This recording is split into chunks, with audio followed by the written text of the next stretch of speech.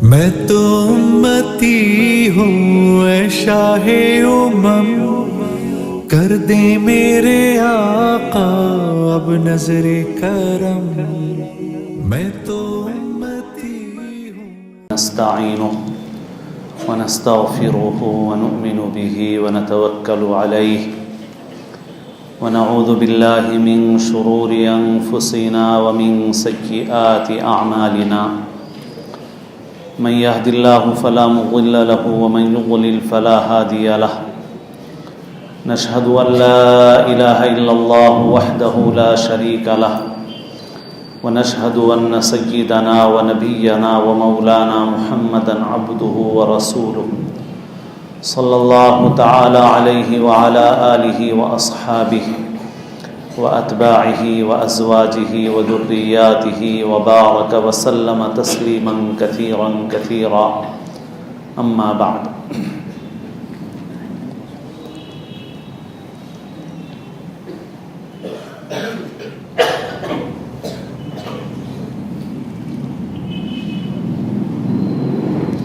قابل احترام بزرگوں، عزیز دوستوں اور ساتھیوں، دعا فرمائیے کہ اللہ تعالیٰ اپنے فضل و کرم سے صحیح بات، صحیح نیت اور طریقے کے ساتھ، اور ایسی بات جو ہمارے لیے مفید ہو، ہمارے حالات کے مناسب ہو، کہنے سننے کی اور عمل کی توفیق نصیب فرمائے۔ مسجد کے ادھر کے حصے میں جگہ زیادہ خالی ہے، اور تھوڑا سا آپ حضرات تھوڑا سا ادھر ہٹ جائیں، بعد میں آنے والوں کو آسانی ہوگی۔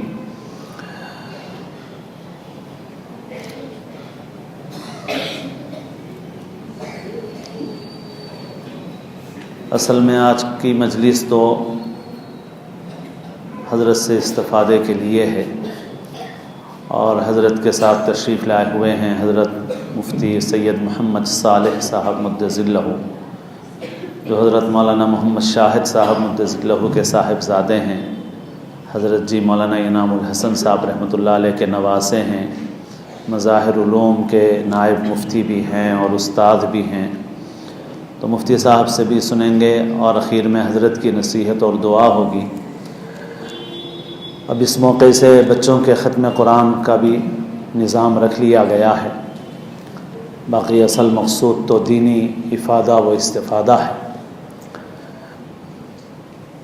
حضرت محی السنہ رحمۃ اللہ علیہ کا مزاج تو ختم قرآن کے لیے بھی کوئی خاص جلسوں کا نہیں تھا۔ حضرت کے پاس میں نے بھی خود دیکھا کہ شعبان کے نصف میں ایک بڑا جلسہ ہوتا تھا، لوگ جمع ہوتے تھے، اور حضرت نے دوسرے دن پھر چند مہمانوں کی موجودگی میں ختم کرا دیا بچوں کا۔ اب ہم لوگ بعض مصلحتوں کی وجہ سے ایسے اجتماع میں کر لیتے ہیں، بچوں کی ہمت افزائی ہے، اور پھر دینی بات سنانے کا ایک موقع حاصل ہو جاتا ہے، اس وجہ سے کیا جاتا ہے۔ باقی یہ ہے کہ ہم مدرسے والوں کے لیے حضرت کے عمل میں جو نصیحت ہے وہ یہ ہے کہ ان جلسوں سے مقصود دین کی بات سنانا ہونا چاہیے۔ حضرت فرمایا کرتے تھے کہ بھئی چندے کے لیے جلسہ نہیں، جلسہ تو دین کی بات سنانے کے لیے، چندہ اللہ تعالیٰ جو بھیجنا ہے وہ بھیجیں گے۔ یہ اس لیے بھی عرض کر رہا ہوں کہ بعض اوقات کہ بھئی اتنے بچے فارغ ہوئے، اتنے بچے فارغ ہوئے، اس کو کام کا معیار سمجھا جاتا ہے۔ کام کا یہ معیار نہیں ہے۔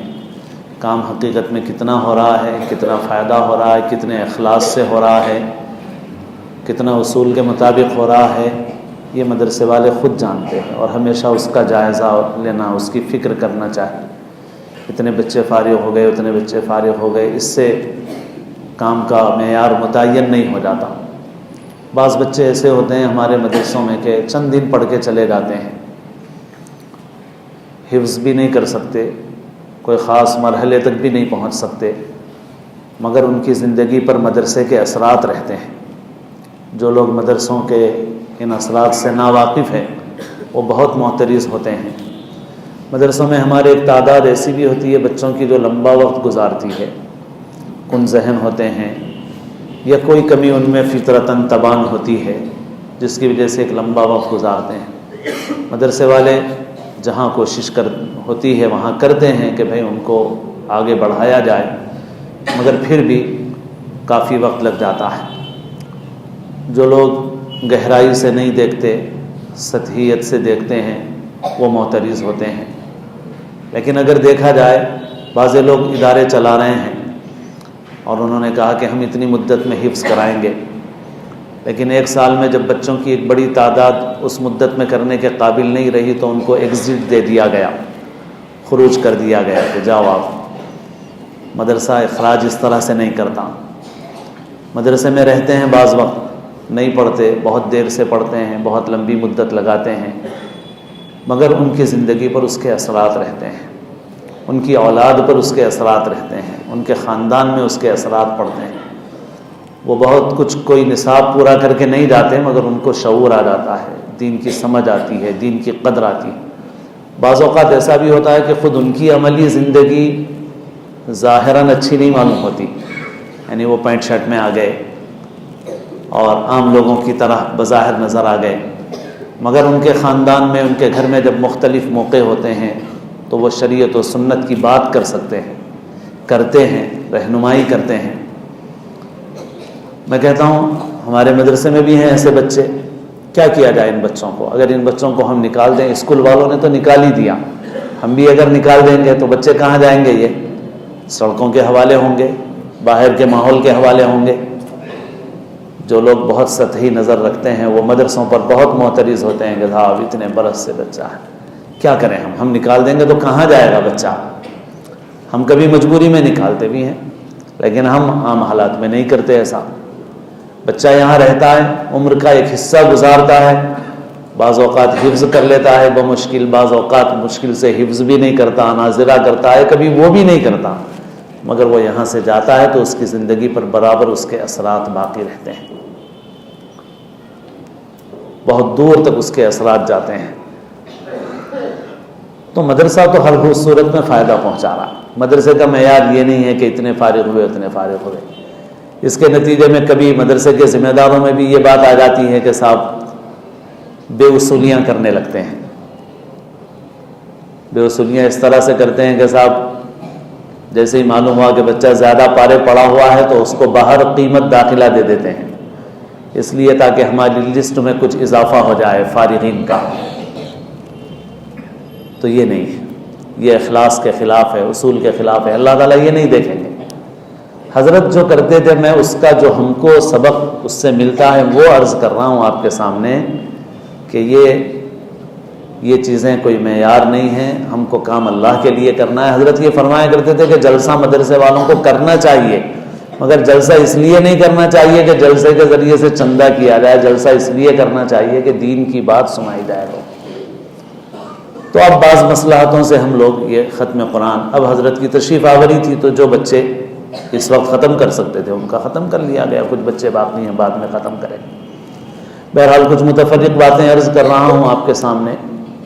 ابھی میں نماز پڑھ رہا تھا تو سامنے چھوٹے بچوں کی صف تھی، تو میں اپنے دوستوں سے کہہ رہا تھا، چونکہ بچے چھوٹے اوپر پڑھ رہے ہیں نماز، تو بہت دنوں کے بعد آج خود میری نظر پڑی ان چھوٹے چھوٹے بچوں پر، ایک لمبی لائن ان لوگوں کی تھی۔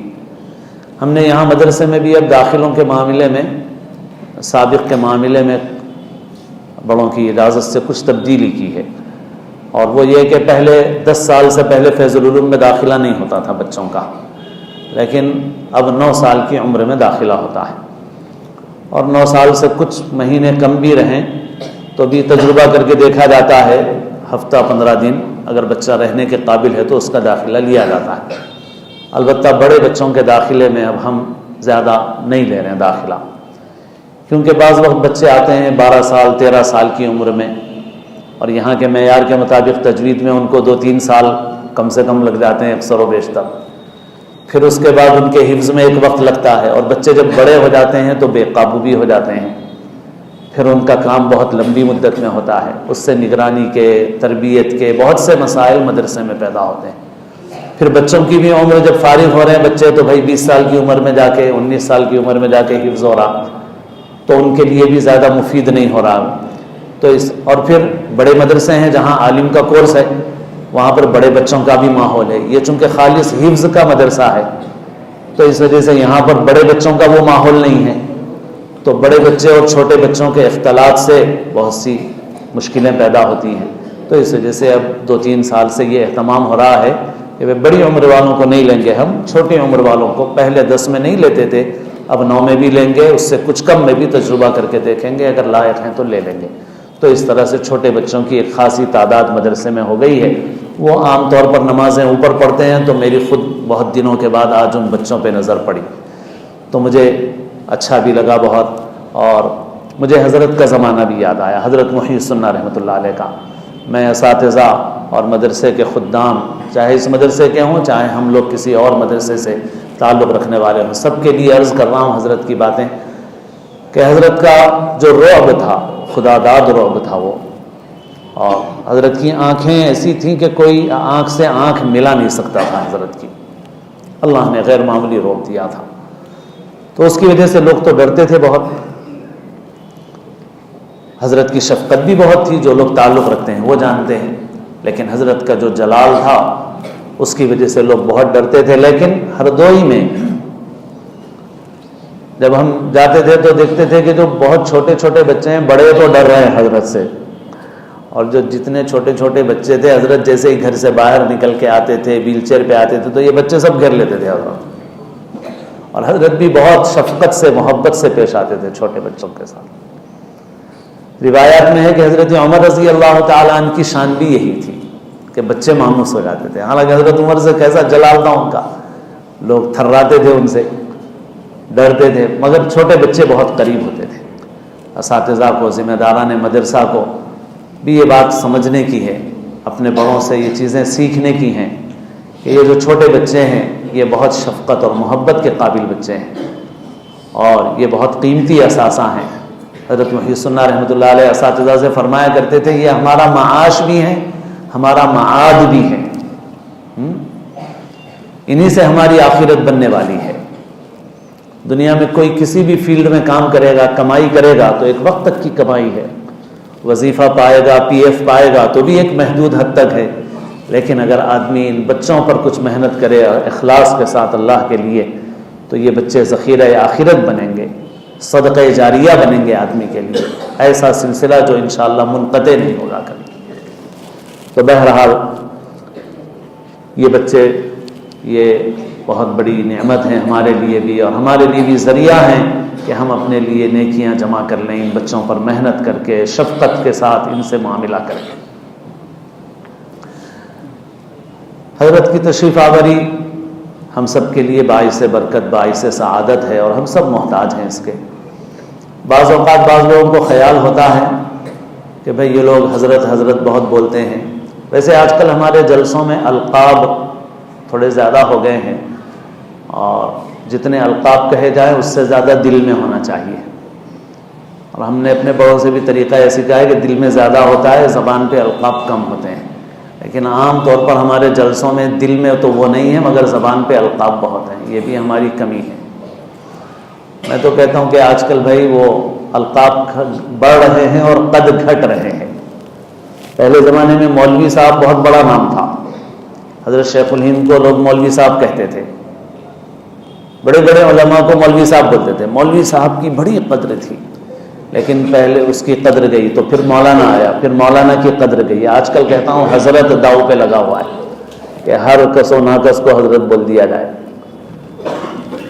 تو بہرحال بعض وقت لوگوں کو خیال ہوتا ہے کہ بھئی یہ شاید شخصیت پرستی ہے بہت, لیکن میں عرض کرنا چاہ رہا ہوں کہ الحمدللہ اللہ نے ہم کو جن بزرگوں سے تعلق نصیب فرمایا ہے ان کے پاس ایسی شخصیت پرستی نہیں ہے جو غلو میں شامل ہو, حدود سے متجاوز ہو, ایسی نہیں. شخصیات بھی ضروری ہیں, اور شخصیات ہی سے منتقل ہوتا ہے دین.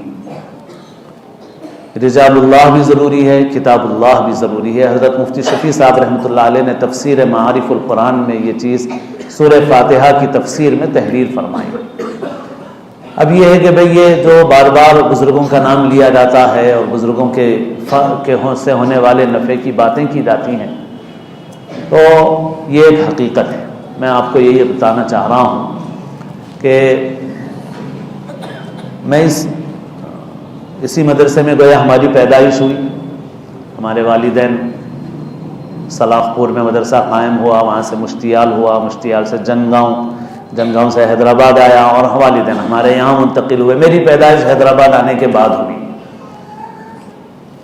اور اسی مدرسے میں گویا میں پیدا ہوا. پڑھائی تو میری جلدی نہیں شروع ہوئی.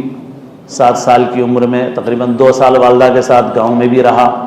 پھر اس کے بعد 9 سال کی عمر میں میری باضابطہ تعلیم شروع ہوئی. پھر یہیں مدرسے میں رہا، پڑھا. 14 سال کی جب عمر تھی حضرت حکیم اختر صاحب رحمۃ اللہ علیہ سے بیعت ہوا.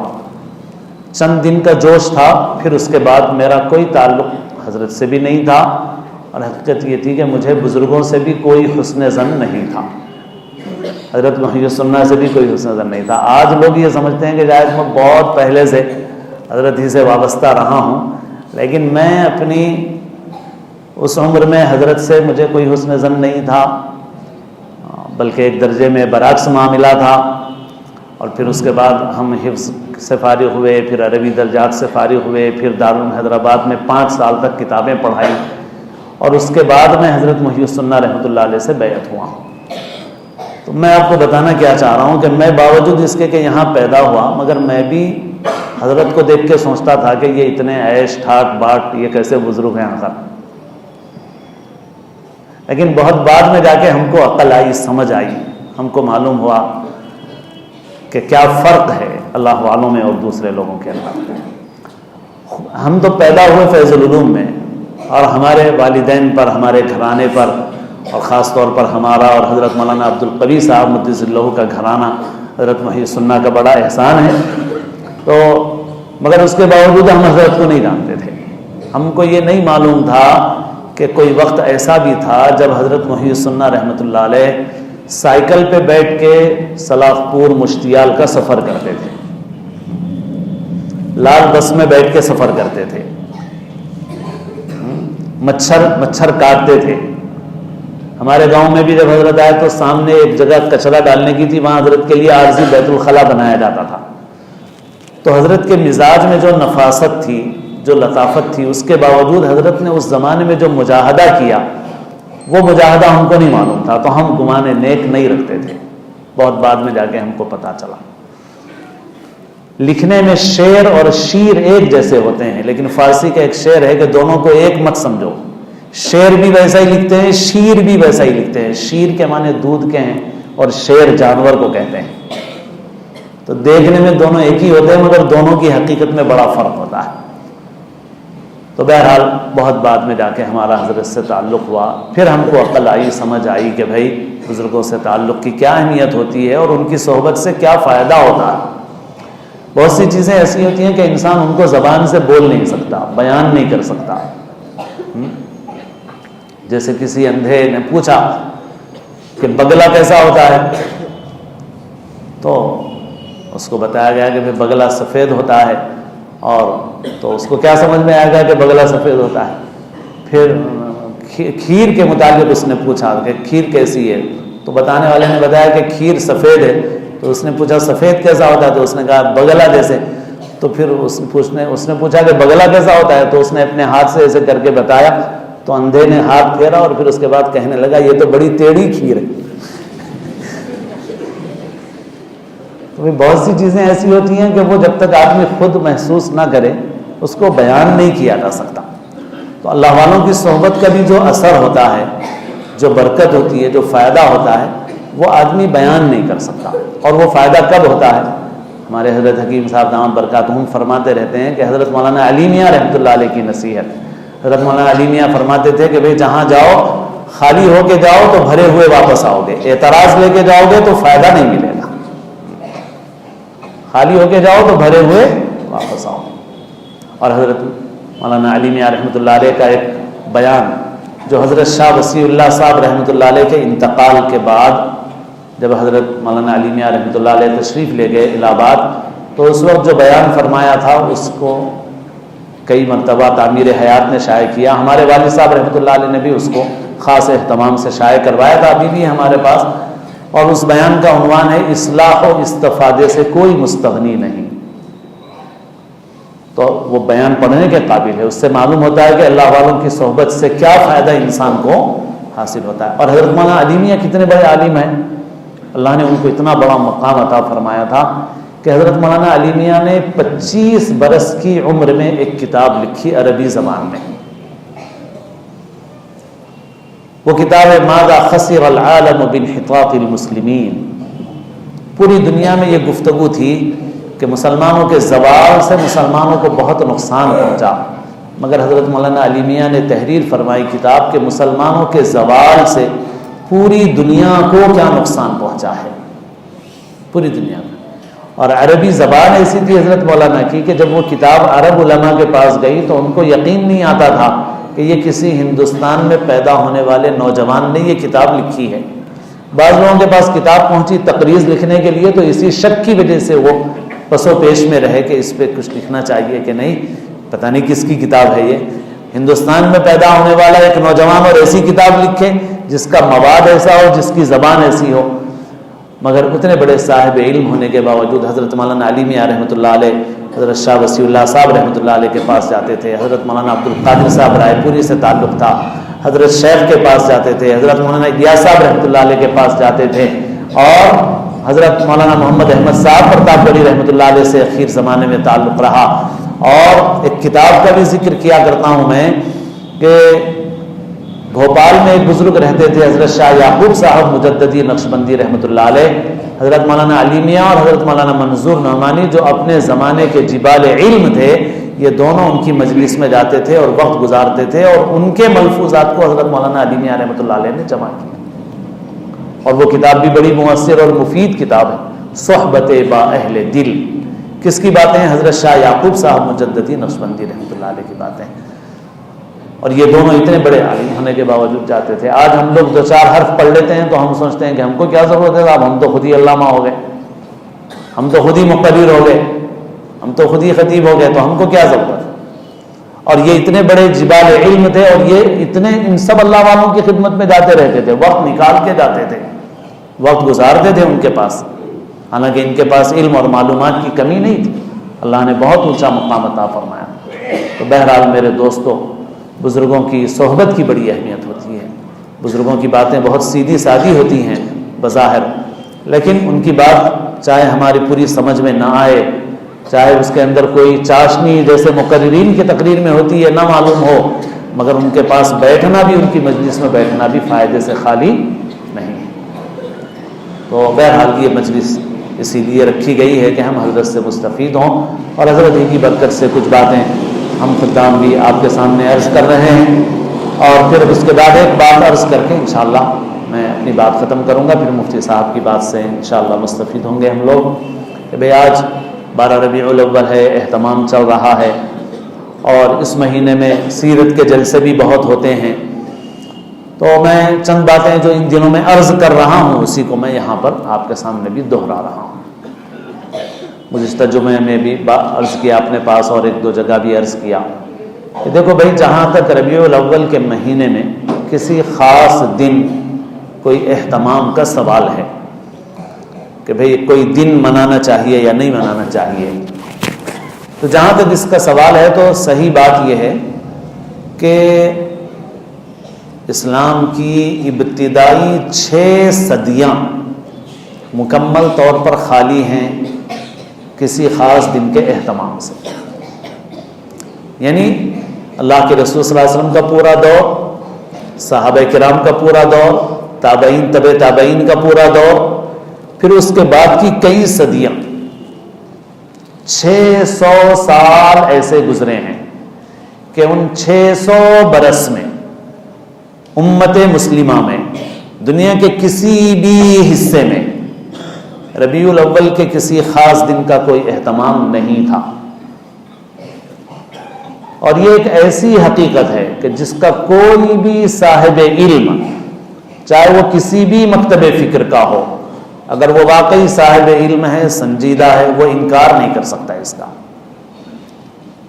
اگر آپ کو کسی سنجیدہ آدمی سے سابقہ پڑھے تو آپ اس سے صرف یہی ایک بات پوچھئے، اور آپ پوچھئے کہ کیا اسلام کی ابتدائی صدیوں میں امت میں کہیں اس کا اہتمام تھا؟ عرب میں، عجم میں تو کچھ لوگ کچھ روایتیں بعض کتابوں کی پیش کرتے ہیں کہ حضرت ابوبکر نے یہ فرمایا، تو اول تو وہ روایتیں کسی خاص دن کے اہتمام سے تعلق نہیں رکھتی، بلکہ ان روایتوں میں آپ صلی اللہ علیہ وسلم کے میلاد کا ذکر کیا گیا، بے شک ذکر میلاد باعث رحمت۔ سوال یہ ہے کہ کوئی خاص دن منایا جاتا تھا کیا؟ تو وہ جتنی روایتیں پیش کریں گے آپ اس میں یہ دیکھیں کہ کیا اس میں یہ ہے کہ کوئی دن منایا جاتا تھا، تو آپ کو کوئی روایت نہیں ملے گی ایسی کہ جس میں یہ ہو کہ کوئی دن منایا جاتا تھا۔ باقی آپ کا ذکر مبارک ہوتا تھا، آپ کی ولادت کا ذکر باعث برکت ہے، آپ کی بعثت کا ذکر باعث برکت ہے، بلکہ آپ کے متعلقات یعنی جو چیزیں آپ سے تعلق رکھنے والی ہیں ان کا ذکر بھی باعث برکت ہے۔ اسی وجہ سے خود ہمارے مدرسوں میں شمائل کی کتابیں بہت عظمت کے ساتھ، ادب کے ساتھ، احترام کے ساتھ پڑھائی جاتی ہیں، ان کو باعث برکت سمجھا جاتا ہے۔ شمائل ترمذی پڑھائی جاتی ہے، شمائل کی ان کتابوں میں آپ صلی اللہ علیہ وسلم سے تعلق رکھنے والی مختلف چیزوں کا بیان ہے، اور ان سب چیزوں کو بہت محبت سے اور باعث برکت سمجھ کے پڑھا اور پڑھایا جاتا ہے، اس سے کسی کو انکار نہیں ہے۔ سوال صرف یہ ہے کہ کیا کسی دن کوئی خاص اہتمام اسلام کی ابتدائی 600 سالوں میں تھا؟ ابتدائی 6 صدیوں میں، اسلام کے ابتدائی 6 سالوں میں کیا کسی دن کا کوئی اہتمام تھا؟ تو حقیقت یہ ہے کہ کسی دن کا کوئی اہتمام نہیں تھا بالکل۔ اس کے بعد پھر کسی شخص نے شروع کیا، کتابوں میں ہے اور آج کل تو آپ لوگ سوشل میڈیا کے ذریعے بھی بہت سی معلومات شیئر کر رہے ہیں، اور ایک شخص نے شروع کیا، پھر سلسلہ شروع ہوا، پھر امت میں اختلاف پیدا ہوا کہ بھائی اکثریت علماء کی اس طرف رہی کہ بھائی اس طرح کسی دن کا اہتمام کرنا درست نہیں ہے، لیکن علماء کی ایک تعداد ایسی رہی کہ جو اس دن کے اہتمام میں کوئی مذائقہ نہیں سمجھا انہوں نے کہ کوئی غلط بات نہیں ہے۔ ٹھیک ہے، ہمارے پاس بھی ہیں ایسے علماء اور رہے ہیں، ٹھیک ہے۔ اب جن لوگوں نے اس دن کے اہتمام کی اجازت دی، خود ان لوگوں کے نزدیک بھی کچھ چیزیں ہیں، مثلا اظہار مسرت ہے، اطعام طعام ہے، ذکر مبارک ہے آپ کا، یہ ان کے نزدیک یہ ہے کہ بھئی اس میں کوئی مذائقہ نہیں ہے، اور اس بہانے سے اور اس عنوان سے لوگوں کو دین کی باتیں پہنچ جاتی ہیں، تو ٹھیک ہے، ان کا اپنا نقطہ نظر ہے۔ لیکن اس وقت عام مسلمان سڑکوں پر جو کام کر رہے ہیں، میرے علم کے مطابق وہ علماء بھی جو اس دن کے اہتمام کو جائز سمجھتے ہیں، ان کے نزدیک بھی یہ حرکتیں ناپسندیدہ ہیں، ان کے نزدیک بھی یہ حرکتیں ناپسندیدہ۔ اہل علم کی بات کر رہا ہوں میں، باقی یوں ہر طبقے میں مقررین، واعظین، خود ساختہ کی ایک بڑی تعداد ہے، میں ان کی بات نہیں کر رہا ہوں، جو واقعی اہل علم لوگ ہیں ان کی بات کر رہا ہوں۔ تو جن مکاتب فکر کے علماء اس کی گنجائش سمجھتے ہیں، ان کے نزدیک بھی سڑکوں پر ہونے والی یہ سرگرمیاں پسندیدہ نہیں ہیں۔ ہمارے شہر کے بعض اداروں کے بھی بعض حرکتوں کے متعلق فتاویٰ ہیں کہ بھئی یہ حرکتیں جو تم کر رہے ہو یہ درست نہیں ہیں، ہمارے شہر کے اداروں کے بھی ہیں۔ ہمارے پڑوسی ملک میں ایک بریلوی مکتب فکر کے بڑے عالم دین مفتی منیب الرحمان صاحب کا مضمون، اور واٹس ایپ پر بھی اس آڈیو کی شکل میں وہ مضمون موجود ہے، جس میں انہوں نے ان حرکتوں پر نکیر کی ہے جو حرکتیں کی جا رہی ہیں۔ تو بہرحال عرض کرنے کا مقصد یہ ہے کہ دیکھو بھائی یہ اہتمام تو نہیں تھا اسلام کی ابتدا میں، بعد میں کوئی دین میں اپنی طرف سے اضافہ نہیں کر سکتا۔ باقی اس وقت امت کے حالات ایسے ہیں کہ صحیح بات کہنا بھی ہے اور طریقہ ایسا اختیار کرنا ہے کہ امت میں اختلاف اور انتشار نہ بڑھے۔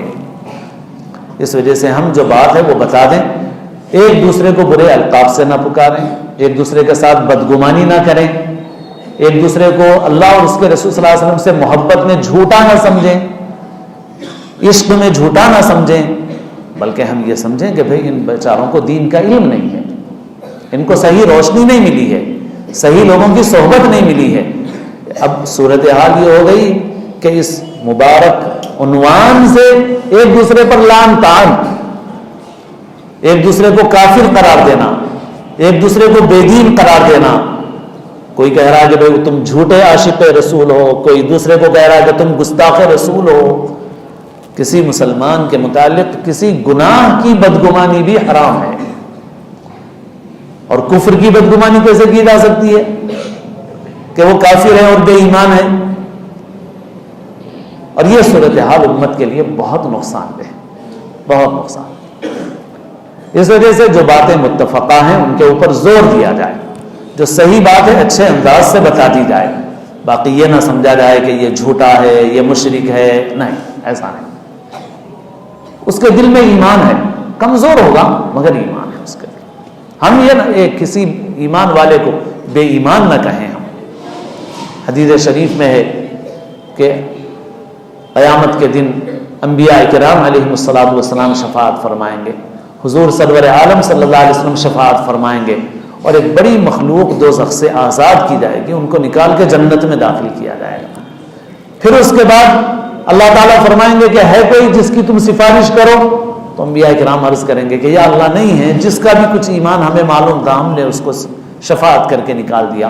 پھر اس کے بعد اللہ تعالیٰ اپنے دستے رحمت سے، اپنے دستے قدرت سے اللہ تعالیٰ ایک بڑی مخلوق کو جہنم سے نکالیں گے اور پھر اس کو جنت میں داخل فرمائیں گے.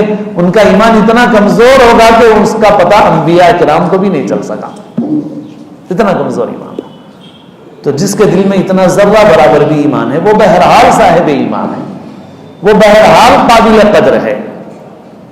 اس وجہ سے ایک دوسرے کو برے القاب سے پکارنا، برے نام رکھنا، ایک دوسرے کے متعلق ایسا گمان کرنا کہ یہ کافر ہے، یہ اپنے ایمان میں سچا نہیں ہے، یہ بہت گناہ کی بھی بات ہے اور امت کے لیے خاص طور پر موجودہ حالات میں بہت مضر اور بہت نقصان دہ بات ہے. مسئلہ یہ ہے اصل میں کہ ان بیچاروں میں کی بڑی تعداد ایسی ہے جن کو دین کا کچھ بھی ضروری علم نہیں ہے. آندھرا کے علاقے میں ایک ساحلی مقام پر یہ واقعہ جن حافظ صاحب کے ساتھ پیش آیا انہوں نے راست مجھے ہی بیان کیا کہ ایک مرتبہ ایک گھر والے ان کو لے کے گئے کہ بھئی ہمارے والد صاحب کے لیے سالانہ ایصال ثواب کرنا ہے، گھر چلیے. تو یہ چلے گئے، جا کے گئے ایصال ثواب کرنے کے لیے، پڑھنے کے لیے. وہاں کے حالات کے اعتبار سے کام کر رہے تھے. وہ تو دسترخوان پہ بہت سی چیزیں رکھی ہوئی تھی، تو اس میں ایک مٹی کی لوٹیا بھی رکھی ہوئی تھی. تو انہوں نے پوچھا کہ بھئی یہ کیا ہے؟ تو وہ گھر والے کہنے لگے کہ وہ والد صاحب کے لیے ایصال ثواب کرنا ہے اور کھانے کی جو چیزیں والد صاحب کو پسند تھی وہ ہیں، اور پیتے تھے وہ تو سینگھی بھی رکھی ہوئی ہے. نعوذ باللہ. تو چونکہ والد صاحب ہمارے پیتے تھے تو اس وجہ سے کھانے پینے کی سب چیزوں کے ساتھ وہ بھی لٹیا بھی رکھی ہوئی ہے. اب جس کے دین کا یہ کہ علم دین کا یہ حال ہو، اب آپ بتائیے کہ بھائی وہ اگر کوئی غلطی کرتا ہے تو کون سی عجیب بات ہے؟ جس کو دین کا اتنا علم بھی نہیں ہے، اس کو یہ بھی نہیں معلوم کہ ایصال ثواب کے لیے کھانے کے ساتھ حرام چیز نہیں رکھنا چاہیے، شراب نہیں رکھنا چاہیے. ایمان بھی رخصت ہو جاتا ہے. کتابوں میں لکھا ہوا ہے فقہ کہ بسم اللہ پڑھ کے شراب پیے تو ایمان نکل جاتا ہے، کافر ہو جاتا ہے. تو یہ عام لوگ ہیں بیچارے، ان کے ساتھ کیا معاملہ ہونا ہے ان کا معاملہ اللہ کے سپرد ہے. لیکن ایک دوسرے کے ساتھ گالی گلوچ، لان تان، بدگمانی اور بالخصوص سیرت کے عنوان سے جلسہ منعقد کیا جائے اور پھر اس میں کیا جائے تو میں سمجھتا ہوں کہ بہت بڑا جرم ہے اور اللہ اور اس کے رسول صلی اللہ علیہ وسلم کو ناراض کرنے والی چیز ہے. یہ حضور کی امت ہے، حضور کے نام پہ جلسہ رکھ کے امت کو توڑنا بہت بڑا جرم ہوگا، بہت بڑا جرم ہوگا. اور حضور کی شان تو یہ تھی، جیسے اقبال سہیل اعظمی کے یہ اشعار بڑے ہی بہترین اشعار ہیں. اقبال سہیل کی ایک لمبی نعت ہے، یہ سلام ہے اس میں. راہ میں کانٹے جس نے بچھائے، گالی دی پتھر برسائے، اس پر چھڑکی پیار کی شبنم صلی اللہ علیہ وسلم. سم کے عوض دارو شفا دی، تان سنے اور نیک دعا دی، زخم سہے اور بخشا مرہم صلی اللہ علیہ وسلم. تو یہ حضور کی شان ہے. ہم سب کو آپ کے اتباع کی کوشش کرنا چاہیے. لان تان کا جواب لان تان سے نہیں. ہاں، ہم لوگوں کو بھی جو لوگ دین کا علم رکھتے ہیں، سمجھ رکھتے ہیں، ایک جگہ جلسہ ہوا اور ایک حضرات آئے اور انہوں نے بڑی ایسی تقریریں کی. وہاں کے لوگوں نے مجھ سے فون کر کے مشورہ کیا کہ ہم ہفتہ 10 دن کے بعد ہم ایک جلسہ رکھنا چاہتے ہیں. میں نے ان کو منع کر دیا کہ ہفتہ 10 دن کے بعد کوئی جلسہ مت رکھو، کوئی جلسہ اس انداز سے مت رکھو کہ ری ایکشن اور جواب ہے. میں نے کہا تھوڑے دن خاموش بیٹھ جاؤ، کچھ مت کرو کچھ دنوں تک. ایک آدھ مہینہ گزر جائے، 1.5 مہینہ گزر جائے، پھر ایسے انداز سے جلسہ کرو کہ جلسے کا جواب نہیں ہے، اور ان کی کسی بات کا جواب بھی مت دو، لیکن جلسہ اچھا رکھو، اچھے لوگوں کو بلاؤ، اچھی باتیں سناؤ۔ تو الحمدللہ انہوں نے ایسا ہی کیا۔ میں نے نوجوان تھے جوش جذبات میں آ گئے کہ صاحب ایسی بات، میں نے کہا کچھ مت کرو۔ پھر 1.5 مہینے کے بعد جلسہ کیا، میں بھی شریک تھا اس میں، اور علماء کرام بھی آئے اور دین کی اچھی باتیں، سیرت کی باتیں سنائی گئیں۔ پھر خود ان نوجوانوں نے بتایا کہ الحمدللہ اس کا بہترین نفع ہو۔ جواب دینے کی کیا ضرورت ہے، ہم کو اپنا کام کرنا چاہیے۔ ایک مرتبہ میں اپنی مسجد میں جب شروع میں امام تھا، ایک مرتبہ ایسا ہوا کہ میں مسجد میں تھا، ایک صاحب آئے، آ کے بولنے لگے کہ وہ نکاح ثانی ہے، اور قاضی صاحب کچھ بحث ہو گئی تو چلے گئے، آپ نکاح پڑھا دو، کارروائی ہم لوگ کر رہے ہیں۔ تو میں بولا اچھا ٹھیک ہے بھائی۔ تو جا کر میں نکاح پڑھانے کے لیے گیا، میں اسٹیج پہ بیٹھا، اس وقت وہ ویسے بہت چھوٹا سا شادی خانہ تھا، کچھ زیادہ مالدار لوگ نہیں تھے وہ، اور تو میں چلا گیا تھا اور بیٹھ گیا۔ تو پھر اتنے میں 2 نوجوان آئے اور کچھ ایسے تان اور طنز کے کلمات میرے متعلق کہہ کے چلے گئے، حالانکہ وہ مجھے کوئی فیس دینے والے نہیں تھے، میں تو ان کی خدمت کرنے گیا تھا، مجھے تو 2 روپے بھی دینے والے نہیں تھے، تو ان کا کام بنانے میں گیا تھا۔ تو بہرحال میں نوجوان بھی تھے تو میری طبیعت پہ اثر ہوا، تکلیف ہوئی طبعی طور پہ۔ پھر اس کے بعد اللہ تعالیٰ نے دل میں ڈالا کہ الحمدللہ اللہ کا شکر ہے کہ ابو جہل، ابو لہب اور جو کفار اور مشرکین تھے وہ تانے دیتے تھے، اللہ کے رسول صلی اللہ علیہ وسلم تانے سنتے تھے، مگر تانوں کا جواب نہیں دیا اللہ کے رسول صلی اللہ علیہ وسلم۔ اللہ کا شکر ہے کہ اللہ نے ہمیں اضطراری طور پر حضور کی سنت پر عمل کرنے والا بنایا، تانے دینے والا نہیں بنایا، تانے سننے والا بنایا۔ تو میرے دوستوں، ہم لوگوں کو بھی کوئی ایسا طرز عمل نہیں اختیار کرنا چاہیے، شفقت سے، محبت سے، دل سوزی سے اپنے علاقے کے حالات، اپنے عوام کی نفسیات کو سامنے رکھتے ہوئے کوشش و محنت کرنا چاہیے، صحیح بات بھی پہنچے اور امت کے اندر کوئی انتشار کی اور نقصان کی شکل پیدا نہ ہو، حتی الوسع اس کی کوشش کرنا چاہیے۔ اللہ تعالیٰ اپنے فضل و کرم سے ہم سب کو دین کا صحیح علم نصیب فرمائے، عمل کی توفیق نصیب فرمائے، اللہ تعالیٰ اس مجلس کو قبول فرمائے اور ہم سب کو اپنے اپنے وقت پر حسن خاتمہ نصیب فرمائے۔ وآخر دعوانا الحمدللہ۔